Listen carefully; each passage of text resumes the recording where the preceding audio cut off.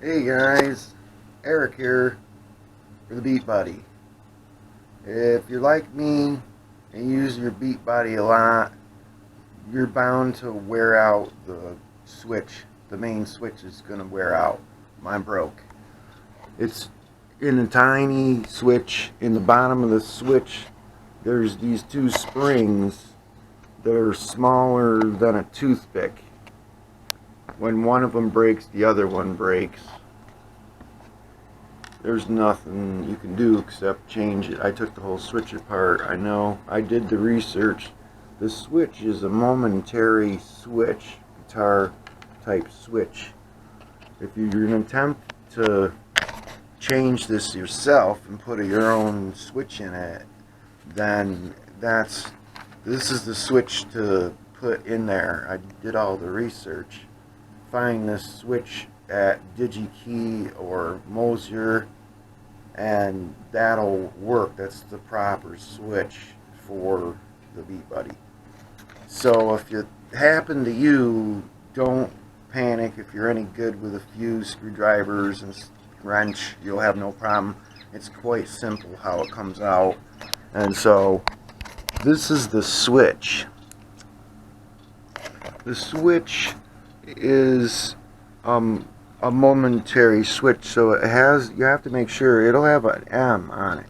So now the tough part is if you have to know how to solder in order to fix your problem here, and because you have to take this, there's this little PC board that's inside of there, okay? So first things first, you have to unplug this. This comes right out of here with a couple of screws. When you take your jacks out, where everything plugs in, this PC board will pop right up, and right in here is where the switch goes. And so you can, but now beforehand of that, there's these two tiny little things in here that what is this the set screw right there. There's a little tiny set screw. So once you take the back off and you move this board out of the way, get at these little tiny set screws with a little tiny Allen wrench. I think it's a 1.5 or a 1. And so, because you got to loosen those two up, and then the rod that it pivots on will slide out. You can push that out. And so one way or the other you can push that rod out, and so the pedal pops off at that point.